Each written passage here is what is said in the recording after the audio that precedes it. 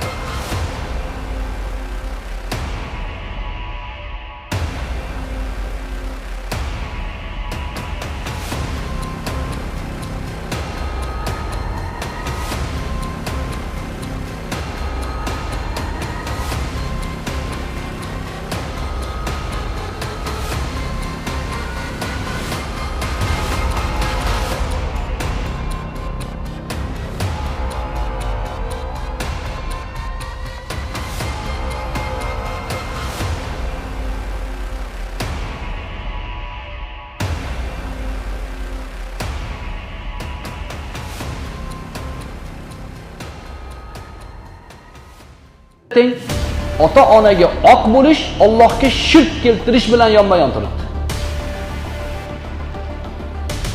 Oq bo'lgan odam dunyosini rasvo qilib bo'lgan u, oxirati kuyib bo'lgan odam illo tavba qilish kerak. Qanday tavba qilaman? Ota-onam o'tib ketgan desa, payg'ambar alayhissalatu vassalom uni ham o'rgatganlar. Oq bo'ldim, hamma narsa tugadi emas. Yashayapsizmi? Hali hech narsa tugamadi. Otasini urgan bolasi ham buni uradi. Bolasini bu urgandan keyin uni ham bolasi urish kerak u. Davom etish kerak bu, to'g'rimi? Qachon to'xtaydi desa, kimdir tavba chiqadi o'tadi. Tavba qilib to'xtaydi. Yuqoridagilar ketdi, pastdagi keyin isloh bo'lib ketadi. Shuning uchun o'sha islohotni siz boshlashingiz kerak. Bugun birrul validayn to'g'risida ozgina gaplashsak, ota-onalarga yaxshilik qilish. Bir kalimasi yaxshilik degani o'zi. Ihson kalimasi ham yaxshilikni o'z ichiga oladi. Ihsanul validayn ham bor, ota-onaga yaxshi muomala qilish. Lekin bir ota-onaga xosroq ishlatiladi. Nimaga? Boshqalarga qilinmaydigan yaxshilik ota-onaga qilinishi kerak. Mana shu yuzdan, shu ma'nodan Alloh subhanahu va taolo ota-onaga yaxshilik qilishlikni birrul validayn ekanligini ta'kidlaydi. Qur'oni Karimda ota-onaga yaxshilik qilish mavzusida ko'p oyatlar kelgan. O'zi ota-ona kim? Ta'rifini ham keltirib olishimiz kerak. Ota-ona Alloh subhanahu va taolo o'zining oyatida, payg'ambar alayhissalatu vassalom hadisi shariflarda ko'p bora ta'kidlagan ota-onaga yaxshilik qilish masalasidagi ota-ona kim? Ota-ona nikoh orqali dunyoga keltirgan farzandni sababchilari.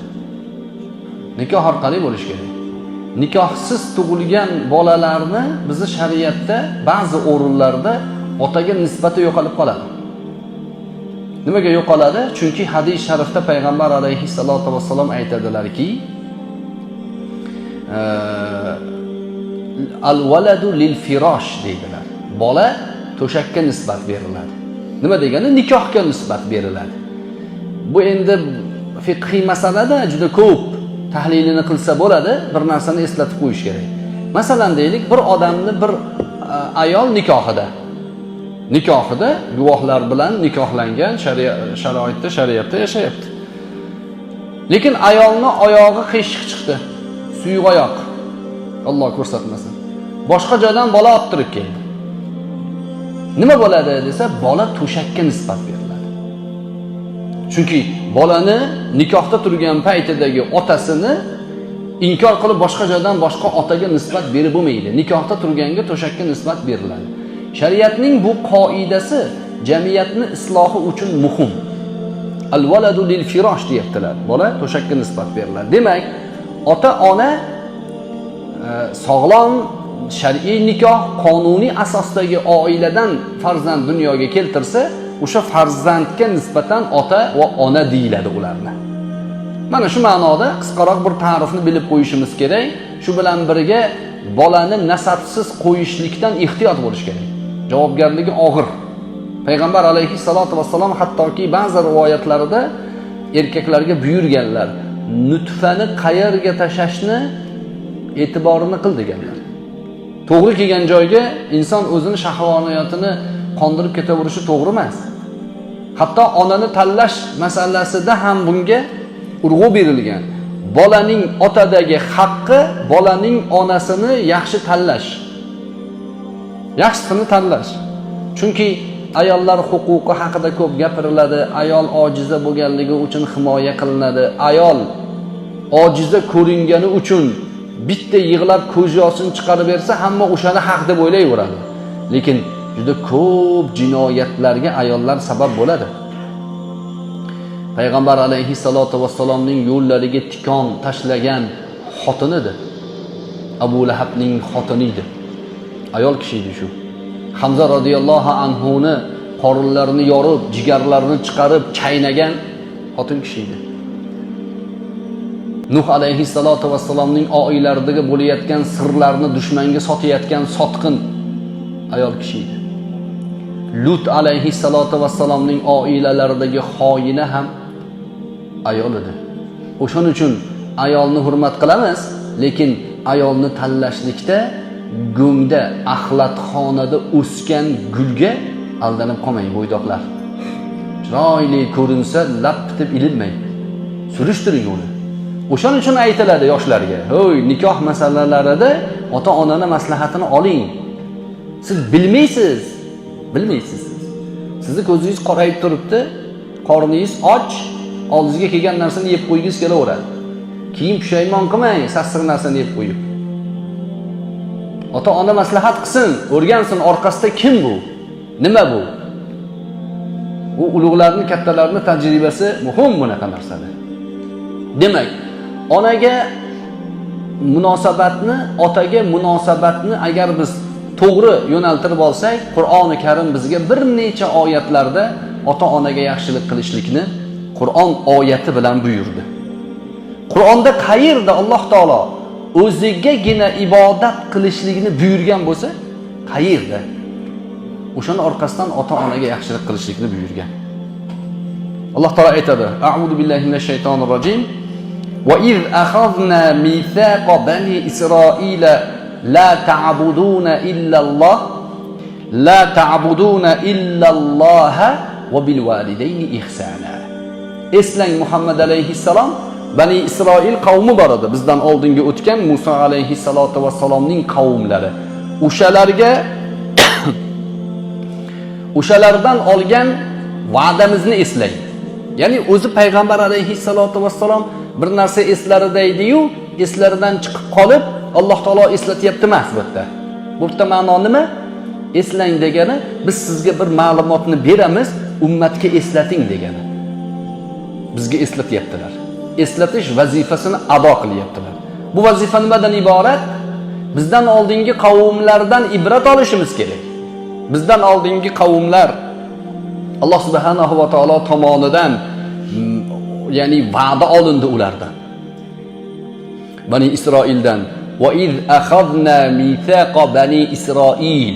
Bani Isroildan misoq. Misoq degani ishonchnoma. Bizda vasiqa deydi-yu, vasiqa arab tilida o'zi.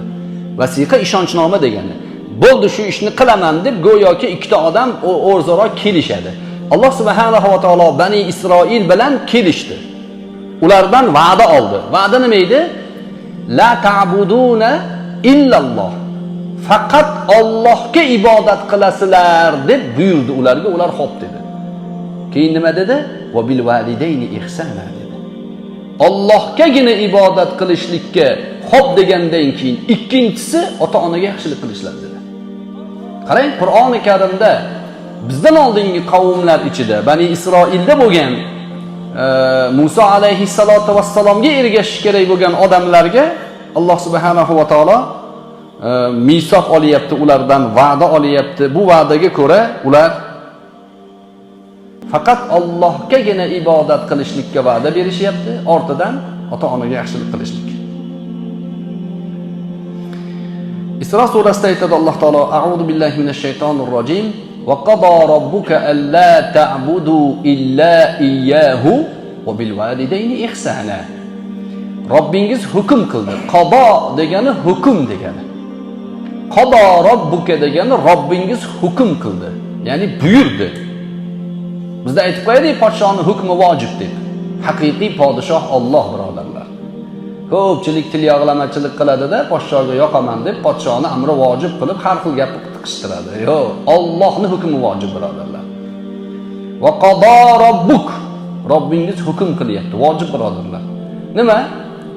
Va qada robbuka alla ta'budu illa iyyahu. Faqat o'zigagina ibodat qilishimizni buyurdi, hukm qildi. Bu bizni yashash maqsadimizni eng cho'qqisi. Bundan yuqori maqsad yo'q. Inson zoti dunyoga kelar ekan, inson zotining dunyodagi eng katta maqsadi faqat va faqat Allohga ibodat qilish. Bu mansabga erishgan odamdan ustun mansabda hech kim yo'q. Siz agar faqat va faqat Allohgagina sajda qiladigan shaxsiyatga aylandingizmi, dunyoda siz erishgan martabaga hech kim erisha olgani yo'q. Chunki butun dunyolarning podshohining hukmiga labbay degan sizsiz. Katta yutuq bu. Muborak bo'lsin.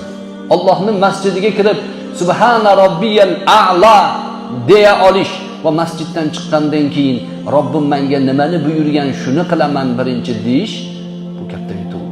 Bundan ortiq mansab bo'lishi mumkin emas. Bu mansab Alloh suygan bandalarigagina nasib qiladi. Alloh suymasa dunyoni hammasini berib qo'yishi mumkin, u o'ziga itoat qildirmay qo'yadi. Uni oqibati tugaydi baribir. Dunyoda manaman degan maishatparast, manaman degan kuchlikni ko'ring, oxiri o'lganda ustidan o'rmalayotgan chumonini ham haydolmaydi. Dunyoning ahvoli shu, birodarlar. Shuning uchun dunyoga qiziqavermang. Dunyoni oling, qo'lingizda tursin, qalbingizga kirib ketmasin. Oling, ishlating, oxiratingizni quring. Oxiratda obod qiling. Imkoniyatlaringizni Allohning huzuridagi katta maqomga saqlab oling. Bu katta maqom. Va qada robbuka alla ta'budu illa iyyahu va bil validayni ihsana. Ana islom ummatiga ham ayni shu buyruq bor. Va ota-onaga yaxshilik qilishlikni buyuryapti. Va bil validayni ihsana. Ota-onangizga yaxshilik qilishlikka buyuryapti.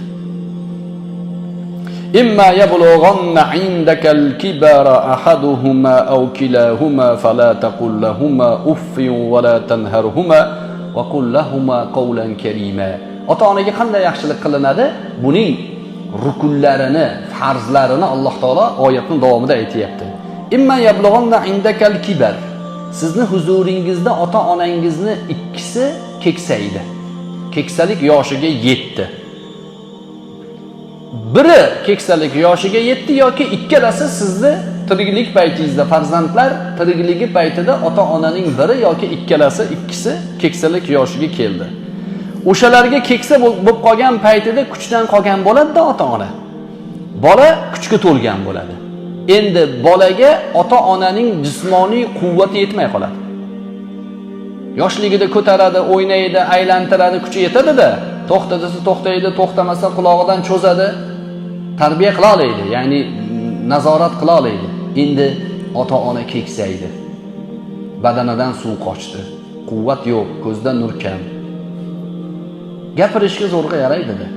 Endi unga ana bolaning itoati muhim. Agar itoat qilmasa, butun hayotida totgan lazzatini noqobil bola ozgina fursatda burnidan chiqarib oladi. Shuning uchun ota-onaga yaxshilik qilishlikni Alloh taolo o'ziga ibodat qilishlikni yonida zikr qildi. Bir odam aytsa-ki, "Men Allohga ibodat qilyapman" desa, ota-onasiga yaxshilik qilmasa, uning qilayotgan ibodati yolg'on. Yolg'on. Ota-onangizga yaxshilik qilmasangiz, sizni ibodat qilyapman deb faxrlanishga haqqingiz yo'q. Chunki ibodat qilaman deganga Alloh nima dedi? Ota-onangga yaxshilik qil dedi. Allohning aytganini qilasizmi? Ibodatni yonida bu turadi. Ota-onasiga yaxshilik qilmagan odamning ibodati yolg'on. Ibodatning rost ekanligini isbotlayman degan odam ota-onasiga yaxshilikni qilib qo'ysin.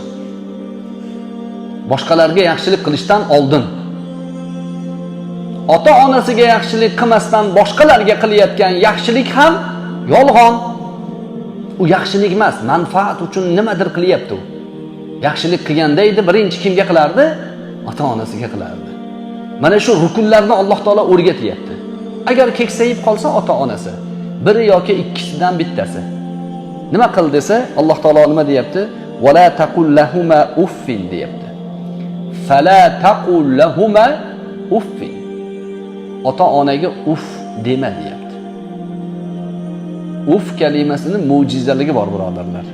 Uf kalimasining lug'ati yo'q. Qaysi tilda uf? Arab tilimi yo'q? O'zbek tilida ham uf, uf.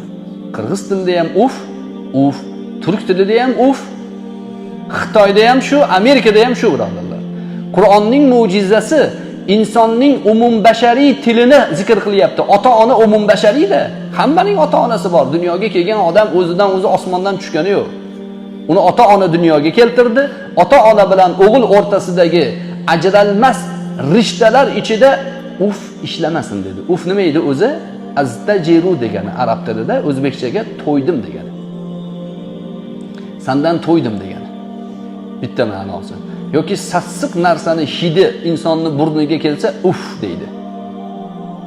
Mana shu lug'atlarni ifoda qilishligi ota-onaga ishlatilmasin dedi. Nimaga? Sassiq ma'nosi qayerdan kelgan desa, ota-ona keksayib qolsa, kiyimlarida, o'zini ehtiyojlarida boshqaning yordamiga muhtoj bo'lib qoladi. Uni kiyimini o'g'il, qiz, kelin shunaqalarga yudiriladi. O'shani yuvayotgan paytida sassiq hid chiqadi. Bola o'sha ishni qilayotganda uf demasin. Chunki siz bilan bizni ota-onamiz o'zimizni ehtiyojimizga o'zimiz yaramay tug'ilgan paytimizda bir kunda 10 marta kechqurun yig'ilgan bo'lsak, 10 marta o'rnimizdan turib orqamizni almashtirgan. Ona almashtirgan shuni. Kechasi bilan necha marta janjal qiling, ona uf demasdan turadi. Qaraysiz. Endi bir marta shu keksayganda ish tushganda uf demang. Bu bitta ma'nosi. Ikkinchi ma'nosi uf to'ydim degani. Ota-onaning oldida uf degan kalimani ishlatib bo'lmaydi. Nimaga desa, chunki farzand ota-onadan to'yishligi joiz emas. Nimaga ota-onangizdan to'yasiz? Hasan Basriy aytadilar. Uf kalimasi bir insonning bir insonga nisbatan norozi ekanligini ifoda qiladigan eng kichkina kalima bu. 2 dona harfdan iborat. U bilan fe'ldan iborat. Uf. 2 dona harf. Eng kichkina kalima bu. Agar ota-onaga norozilik bildiradigan bundan ham pastroq kalima bo'lganda Alloh uni ishlatardi. Eng pasti shu. Tilda qoida bor. Tilning qoidasi nima uchun kerak bizga? Nima uchun arab tilini bilmagan Qur'ondan gapirmasin, hadisdan gapirmasin, bahs qilmasin deymiz? Nimaga desa, Qur'onning qoidasini bilmagan odam uning ma'nosiga e'tibor olmaydi. Bir odam kelib aytayapti. Alloh taolo Qur'onda cho'chqaning go'shini harom qilgan. Hurrima alaykum al-maytatu wad-damu wa lahmal khinzir degan. Cho'chqaning go'shtini harom qildi deganda Qur'on. Shuni aytayapti. Go'shtini harom qilgan, demak yog'ini yesa bo'laveradi deydi. Demakni qarang. Mana uf kalimasini aytib, masalan, ota-onaga uf dema deyapti-da Qur'on. Endi so'ksang bo'laveradi, ursang bo'laveradi, tushunish kerakmi? Ba'zilar ota-onasiga shunaqangi noto'g'ri ishni qilsa, bir ahli ilm unga Qur'onda hatto uf dema degan desa, uf dema degan xolos. U boshqa narsalarga joiz degan deyapti-da. Qur'onning asliyatini, ma'noni bilmagan odam nimalarni o'tdan chiqarib olishi mumkin. Tushunyapsizmi? Cho'chqa go'shini yegisi kelyapti-da, ana bu yog'i, ya'ni salani yegisi bor uni. Uni shar'iylashtirmoqchi. Qur'onda aytmagan yesa bo'laveradi. Voy, sen modomiki o'zing shariatni bir tenga olmaysan, shariatlashtirma. Shaxsiy ehtiyojingni, o'zing xohlagan narsani shariatlashtirmasdan qilsang qilaver. Shariatlashtirsan kofir bo'lasan. Dindan chiqasan. Qur'on ota-onaga uf deyishi man qildi. Nima degani bu desa, mafhum insonlar tushunadigan iqtidoun nas, ya'ni aytilgan matn nimani taqozo qilyapti degan savolga ulamolar aytadi. Qur'on bir ma'noni zikr qilar ekan, o'sha ma'noning yuqorisini baqadri avlo zikr qilgan bo'ladi. Uni pastini emas, o'zini tengini, o'zidan yuqorini zikr qilgan bo'ladi. Nima degani bu? Qoidada bu. Uf dema degani shu kalimani ishlatma deyaptimi? Endi unga ters qarash, aytganiga itoat qilmaslik, urush, tashab qo'yish, holidan xabar olmaslikni baqadri avlo qilma degani u. Ufniki qaytaryaptimi? Qolganlari undan baland turadi. O'shaning uchun Hasan Basriy aytdi, ufdan pastroq kalima bo'lganda uni zikr qilardi Alloh taolo. Eng pasti bu. Uf dema deyapti, yuqorisini-ku endi qo'mrayib qarab bo'lmaydi. Oldida ovozi baland ko'tarib bo'lmaydi. To'ydim deb bo'lmaydi. O'zini ko'chada dardi, muammosi bo'lsa ham xo'mraymaydi. Tirjayib tabassum qilib turish kerak. Muammolarini onasiga aytavermaydi. Erkak kishi. Ba'zilar bor, onasini yetalab olib boraveradi. Hokimiyatga olib boradi, miting qilaman deydi, onasi bilan yuradi faqat. Ya'ni erkakman deb yozib qo'ygan pasportiga. Xato yozib olishgan menimcha. Erkak kishi onasiga dardini aytmaydi. O'zi hal qiladi. Bir jinoyatchi bor, o'zi jinoyatchi deyishadi-da, lekin ko'pchilik yaxshi ko'radi uni. Turkiyada Sedat Pekar degan odam bor. Mafiya deyishadi, boshqa narsa deyishadi. Shuni bir gapi bor, ibratlanarli gap shu. Bir necha bor uni qamoqqa olishgan. Har qamoqqa olganda televideniyada turjaygan tabassumli yuzi ko'rinadi har doim. Keyin bir kuni bir jurnalist bilan suhbat olib boryapti u. Jurnalist so'rayapti, nimaga har doim tabassumdasiz? Qamoqqa olib ketayotganda ham, sizga musibat bo'lganda ham tabassumdasiz desa, meni onam televizor ko'radi deyapti. Onam hech qachon yuzimda horg'inlikni ko'rishni xohlamayman deyapti. Ibratli birodarlar. Uni kimligi shaxsiyati emas, uni gapida ibrat bor. Onasini shunaqa, ya'ni xursandligini xohlagan odamni Alloh taolo yutug'ini beradi. Uf dema deyaptimi? Undan kattasini ham qilmaslik kerak. Ulamolar tajriba o'laroq aytadi. Ota-onasiga yaxshilik qilib qo'ygan yigit boshqa ishlariga ko'p urinib o'zini qiynamasin. Ishi 5 buni. Nima qilsa ishi yurib ketaveradi. Men shunaqa odamlarni ko'rganman. Masalan, hozir biznes treninglar olib borishyapti. Undoq qilsang millioner bo'lasan, mundoq qilsang millioner bo'lasan deb o'rgatishyapti. O'sha ishni qiling, o'sha ish o'xshamaydi. Hamma o'sha ishni qilsa o'xshayvermaydi. Ular to'g'ri motivatsiya beradi, tajribani o'rgatadi. Tamom, tajribani o'rganing-da, nimaga aynan ular aytgan ishni %100 amalga oshirsangiz ham o'xshamaydi? Nimaga? Boshqa jihatlari ham bor-da. Ba'zi odamlarni ko'ramiz, u ishni qilmaydi, lekin ishi 5. Surishtiring. Ota-onasiga xizmatni qilib qo'ygan odam. Yoshlar, ota-onangiz bormi? Fursatni g'animat biling. Bugungacha bee'tibor bo'lgan bo'lsangiz, hozirdan e'tiborni yangilang. Boring, ota-onangizni xizmatini qiling. Biz bilan bittasi, biz bilan emas, endi masalan men o'zimni ijtimoiy tarmoqda bismillah faoliyatimni ko'pchilik ko'rgan. Kim bo'lsa, tanilmoqchi bo'lsa, mashhur bo'lmoqchi bo'lsa, menga sakrayapti-da hozir ijtimoiy tarmoqda. Men ham qaysarlik qilib, uni keyin mashhur qilib yuboryapman. Bittasi kelib rosa gapirdi. Ho, Qoraqalpoqdan bittasi. Oti Vandanbekmi shunaqa deyishardi. Shuni o'sha tomonlagan bordik-da. Bir imom aytdi, "Men dedi, shu bolani dedi, men beso'roq, men bilmayman uni." Borib dedi, endi ular bizni suhbatimizni eshitadi, o'rganadi ba'zi narsalarni imomlarimiz Alloh umrlarini uzoq qilsin. Bular zamonimiz qahramonlari. Lermontov bekorga yozdi zamonamiz qahramonlarini. Bizning zamonimiz qahramonlari imomlar zotan. Eng og'ir kunlarda ham qavmi ichida turib berdi-da, nima bo'lgan taqdirda. Shu imom o'zidan chiqib boribdi uyiga.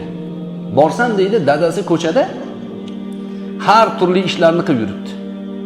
Sigirlarga o't solyapti, silos qilyapti, boshqa narsa qilib yuribdi. Onasi ko'chada nimadir ish qilib o'tiribdi. Chaqirsam ichkaridan ko'zlarini ishqalab, uxlab chiqyapti deydi. Ishi yurmayotgan bolalarda shu YouTube'da ko'proq prosmotr bo'lsin deb menga tashagan o'zi. Ko'proq prosmotr bo'lsa pul oladi, shunaqa topmoqchi. U aylanib o'rgilib YouTube'dan uni anaqasini bloklab qo'ydi. 8 dollarga qattandir sotib olgan ekan, uni bloklab qo'ydi. Nimaga? Chunki dadang ko'chada ish qilib yuribdi, sen uxlab yotibsan. Shunga senga baraka bo'lmaydi. Baraka bo'lmaydi. Bu odamlarning oilaviy hayoti shu. Ular tashqariga ijtimoiy tarmoqqa chiroyli ko'rinib, hammaga va'z o'qishlikka harakat qilaveradi. U boshqa narsa, birodarlar. Xalqning muhabbati boshqa narsa. Xalqning muhabbatiga sazovor bo'lish bu mehnat bilan bo'lmaydi bu.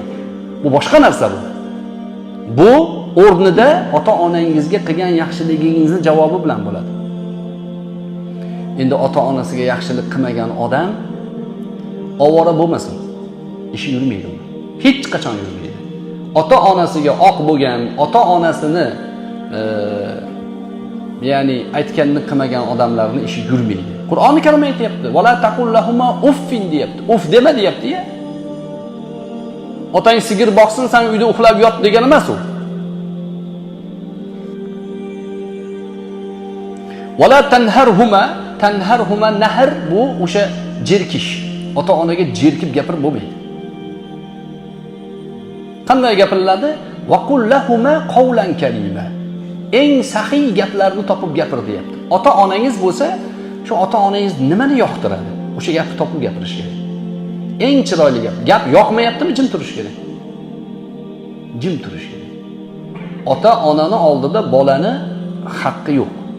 Borda u haqlar sanoqli, lekin ota-onaning bola ustidagi haqlari sanoqsiz. Sanoqsiz. Otaning haqqini ado qila olamanmi degan savolga Payg'ambar alayhissalatu vassalom yo'q deganlar. Bitta yo'li bor, ado qila olsan. Nima desa, otang qul bo'lsa, qul bozordan sotib olib, o'sha otangni ozod qilsang, unda sen otangning haqqini ado qilgan bo'lasan.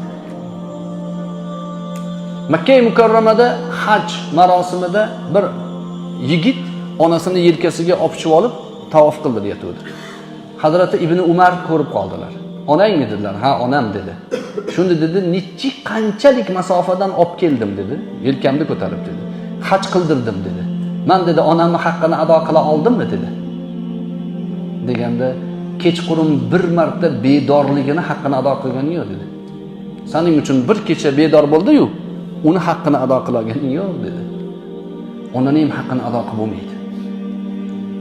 Allohga ibodat qilish bilan Allohni buyrug'i ota-onaga yaxshilik qilish. Butun insoniyatga bu buyruq bo'lgan. Ota-onaga yaxshilik qilishga nimaga buyuriladi bilasizmi? Nimaga? Nimaga mantiq, qanaqa hikmati bor buni? Nimaga farzandga yaxshilik qil deb buyurilmagan? Odatda insonning tabiati o'zi farzandga yaxshilik qilishga moyil bo'ladi. Topganingizni bolangizga yedirgingiz keladi. Alloh buyurmasa, hech kim ota-onasiga yaxshilik qilmay qo'yardi. Barcha payg'ambarlar kelib, "Hoy ota-ona, hoy ota-ona, zimmangda bor, so'ralasan" deyaverishligini oqibatida insonlar sal o'rgandi. Bo'lmasa insonning tabiati bolam deyishda bu qatdan qolgan, odam atodan qolgan, odam atoni otasi bo'lmagan. Shuning uchun bolam degan u kishi. Hammamizga bu tabiat o'tgan. To qiyomatgacha hamma bolam deydi. O'ziga qo'yib qo'ysa. Shariat nima dedi? Yo, bolaga qattiqroq tur dedi. Hattoki namoz o'qimasa dedi, bolani urishga ruxsat berdi. Ota-onani urib bo'lmaydi, uf deb bo'lmaydi. Shuning uchun otaga, onaga ko'proq e'tibor qilish kerak. Shunda bola sizga e'tibor qiladi. Agar siz bolaga e'tibor qilaversangiz, u ham keyin bolasiga e'tibor qiladi, qolib ketasiz. O'rgatish kerak unga, hikmatni bildirish kerak. Ho'y. Sen kelajakda hayotingni saodatli bo'lishini xohlasang, ota-onangning duosini ol deyish kerak. Hadis shariflarda ham bir qancha hadislar bor. Qur'on oyatlarida yana bir qancha oyatlar bor-da. Abdulloh ibn Mas'ud radhiyallohu anhu aytadilarki, Qur'oni Karimda 3 ta narsa juft kelgan. Shu juftlikni ajratib bo'lmaydi. Chunki Alloh ajratmagani uchun banda ajrata olmaydi.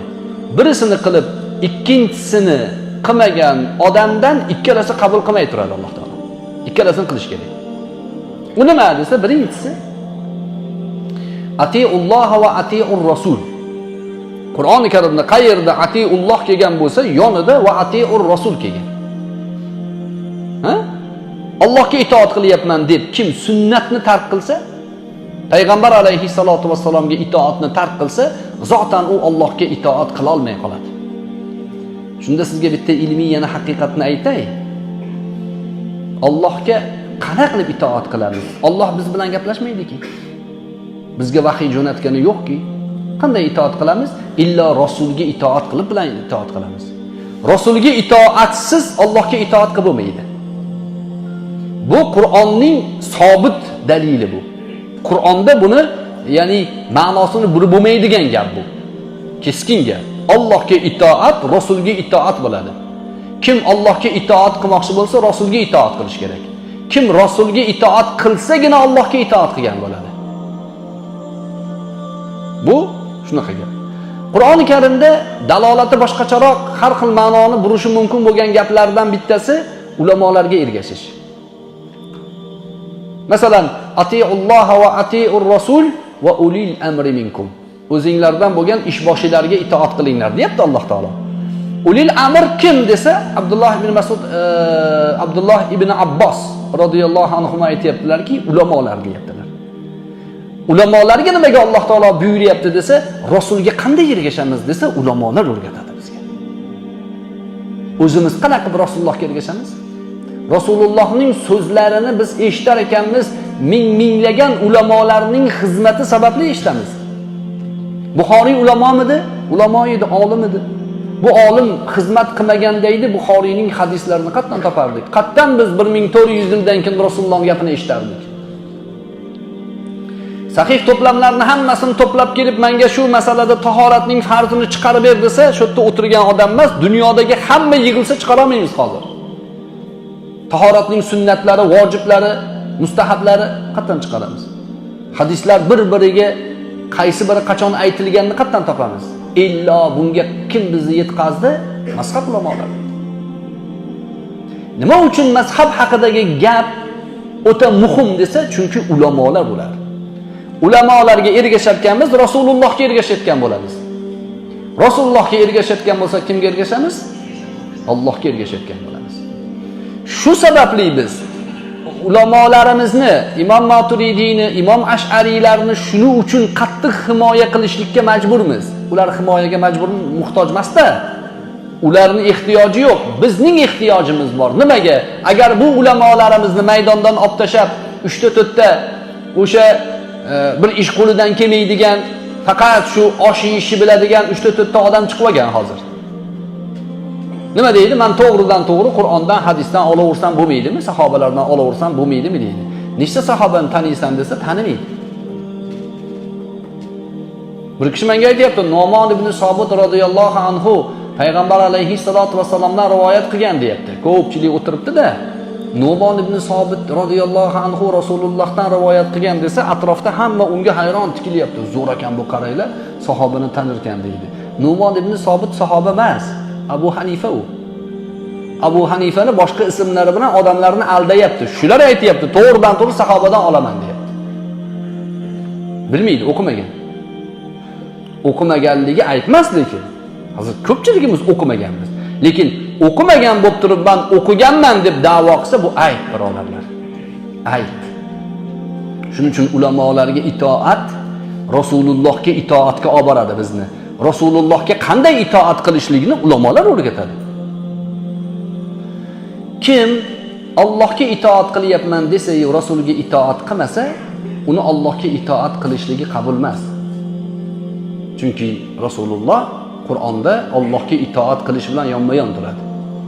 Rasulullohga itoat qilyapman, Rasulullohning hadislaridan to'g'ridan-to'g'ri olyapman degan odam ulamolarning qavullariga, ularning ijtihodlariga quloq solmasa, uni gapi yolg'on. Yolg'on. Chunki hali ummat u odamni qabul qilgani yo'q. Ulamolar, o'sha imomlar kabi san salohiyating bor ekan, iqtidoring bor ekan, hadislarni hammasini yodlab bo'psan, Qur'onni hammasini o'zlashtiribsan deb unga hali hech kim ruxsat bergani yo'q.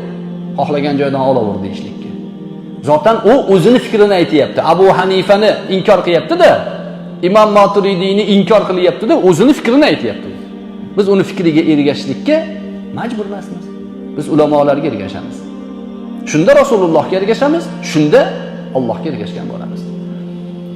Qur'oni Karimda Alloh subhanahu va taolo namoz bilan zakotni ham juft zikr qildi. Qayerda namoz kelgan bo'lsa, orqasidan zakot kelgan. Va aqimus solata va atuz zakata kelgan. Namozni qoyim barpo qilinglar, zakotni ado qilinglar. Bir kishi namozni o'qidi-yu, zakotga qodir bo'lib turib zakotini bermadi. Namozi muallaq turadi, qabul bo'lmay turadi. Qachonki zakotini bersa, keyin Alloh uni qabul qilsa qiladi. Bo'lmasa juft bilan ajratib bo'lmaydi. Alloh juft zikr qildi buni. Banda ajrata olmaydi. Bittasini qilsam bo'ldi deya olmaydi. Uchinchisi bizning mavzuyimiz. Alloh taolo faqat o'zigagina ibodat qilishga qayerda buyurgan bo'lsa, yonida ota-onaga yaxshilik qilishni buyurgan. Yuqorida ikkita oyatni o'qidik. Bunga o'xshagan oyatlar ko'p. Hammasini o'rgansangiz, ya'ni anushkurli va livalidayk degan. Menga shukr qil degan, ota-onangga ham shukr qil degan. Allohga shukr qilish ota-onaga shukr qilish bilan bo'ladi. Kim men Allohga shukr qilyapman desa-yu, ota-onasiga uf desa, uni jerkisa, unga nonko'rlik qilsa, uning Allohga bo'lgan shukri yolg'on. Demak, ota-ona muhim, birodarlar. Ota-ona muhim. Bizning haqiqiy imtihonimiz ota-ona. Hadis shariflarda payg'ambar alayhissalatu vassalomning oldilariga Ibn Mujadan rivoyat bor. Bir odam keldi. "Ya Allohning rasuli, siz bilan birga jihodga bormoqchiman" dedi. Jihodni bilamiz-a? Payg'ambar alayhissalatu vassalom bu jihod haqidagi hadislarida aynan dushman bilan bo'ladigan qurolli jangni aytayapti. Jihodning boshqa turlari ham bor-da, bu hadisda aynan qurolli jang.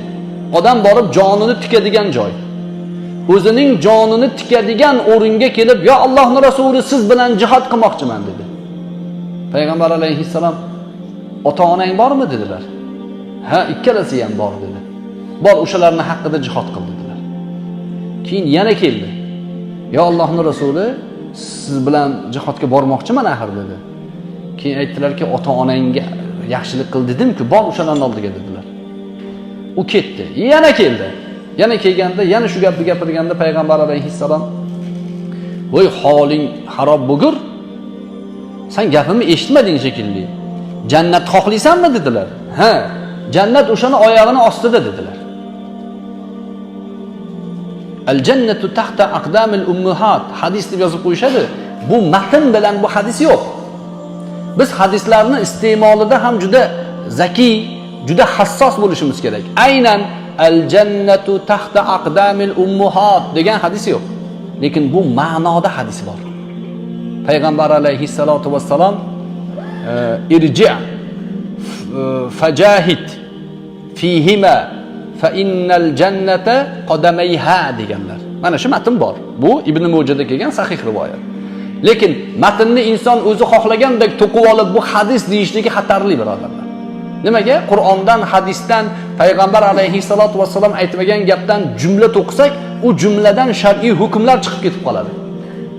Uni oldini olmay qoladi. Shuning uchun ulamolar matnga e'tibor beradi.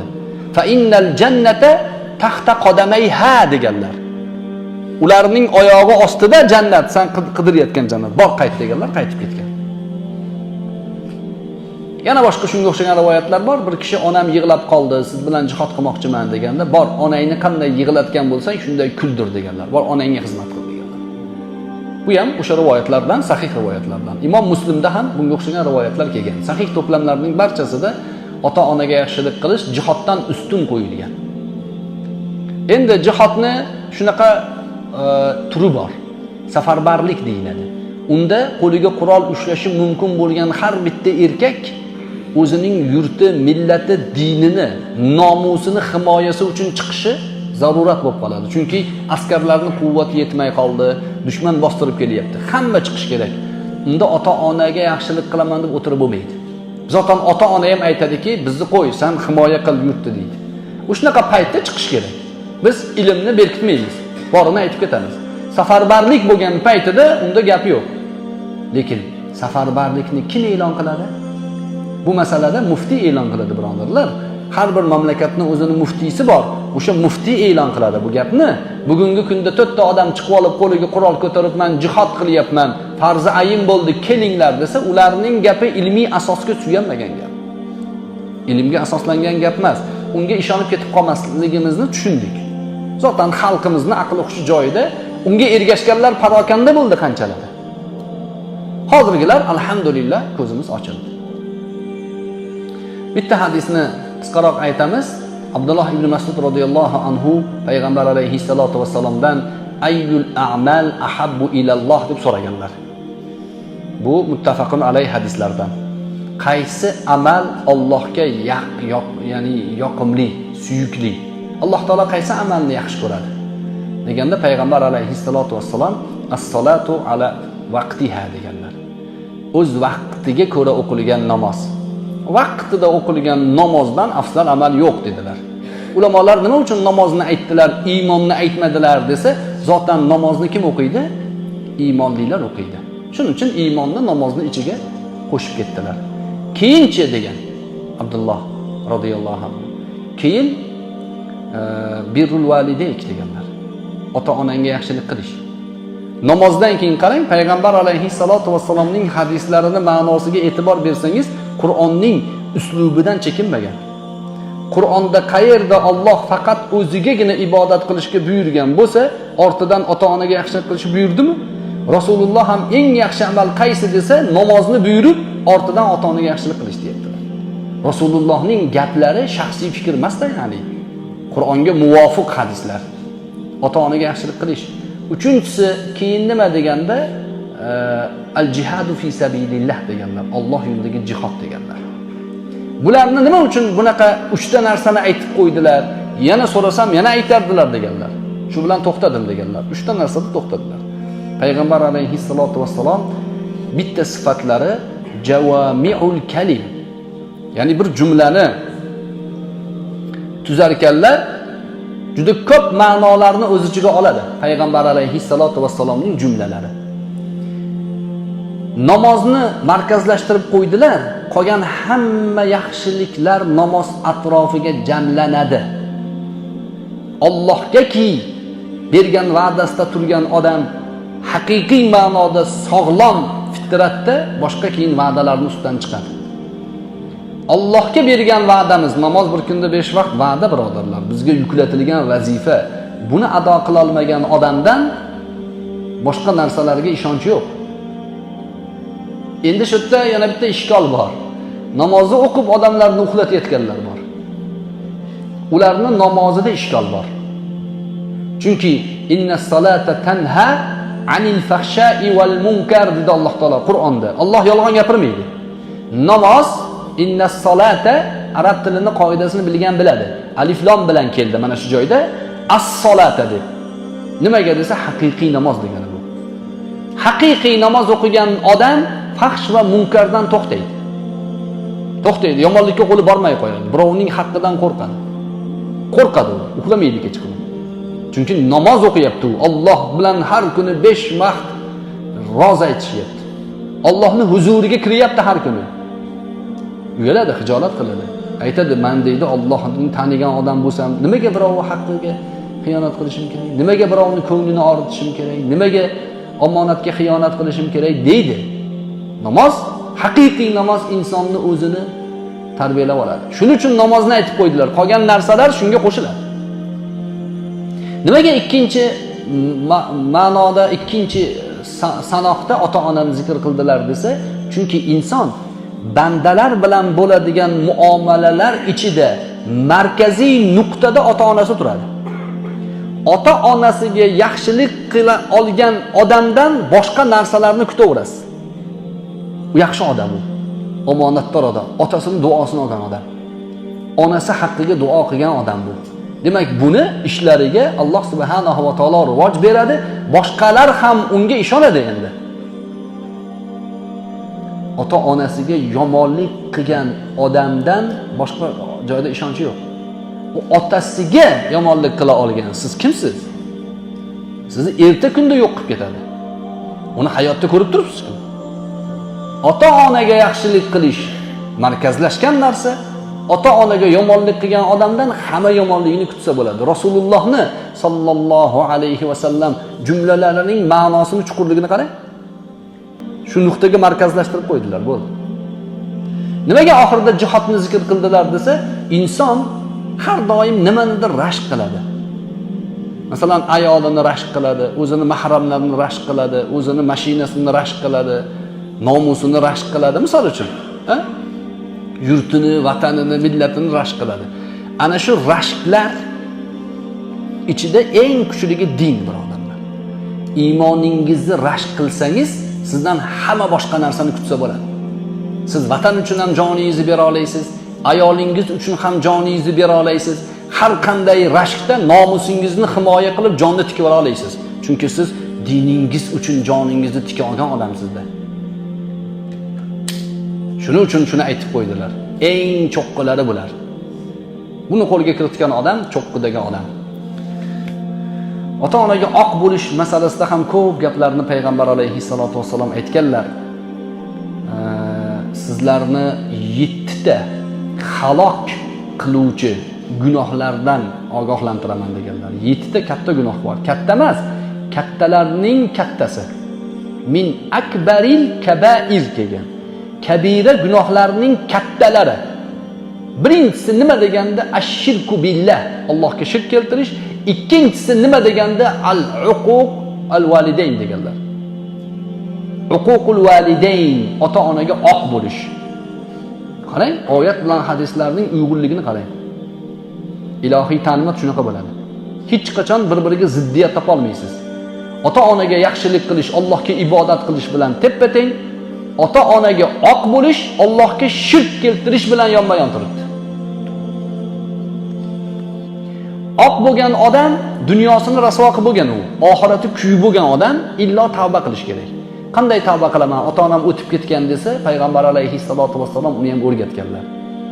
Oq bo'ldim, hamma narsa tugadi emas. Yashayapsizmi? Hali hech narsa tugamadi. Hali tomog'ingizga o'lim g'arg'arasi. Ota-onasiga nohaqlik qilib qo'yganlar, ko'zingizni oching. Ko'zni kattaroq oching. Tirik bo'lsa tezda borib rozilik so'rang. Tezda. O'tib ketgan bo'lsa nima qilinadi desa, o'tib ketgan bo'lsa birinchida bola o'zini isloh qiladi. O'zini.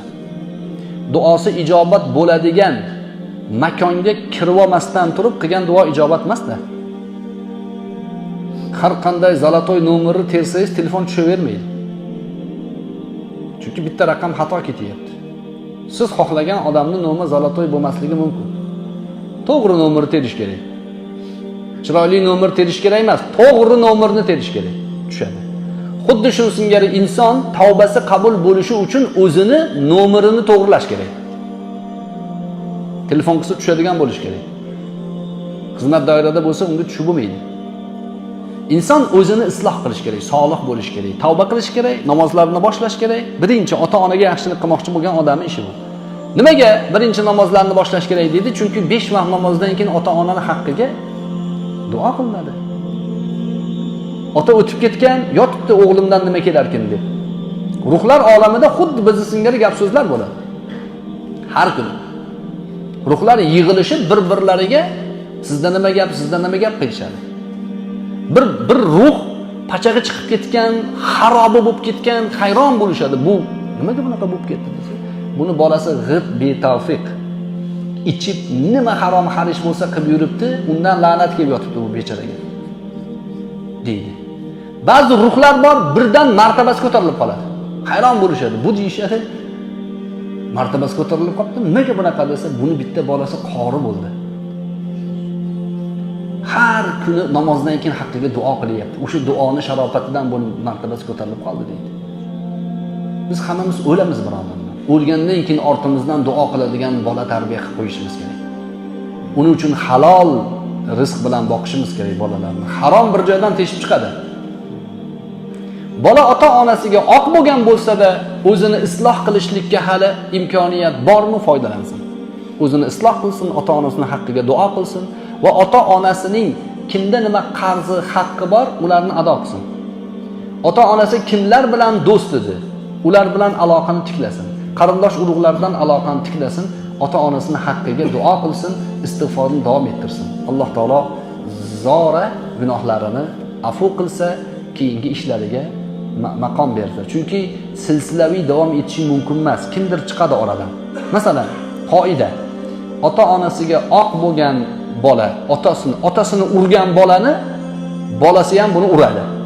Bolasini bu urgandan keyin uni ham bolasi urish kerak u. Davom etish kerak bu, to'g'rimi?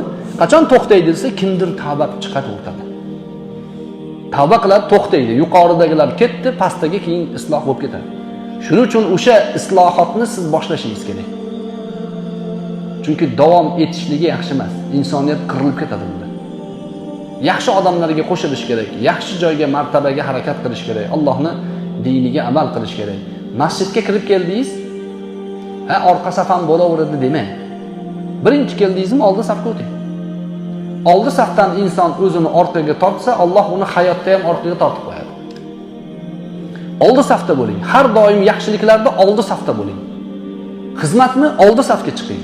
Ota-onaga xizmatmi oldi safga chiqing. Alloh taolo sizni boshqa hayotingizni ham oldinga peshqadam qilib qo'yadi. Yomonliklardan orqa safda turing. Biz kechira turamiz deb turing. Mana janozada qaysi saf ma'qul? Orqa saf ma'qul. Namozda oldi saf ma'qul. Yaxshiliklarda oldi safga harakat qilishimiz kerak.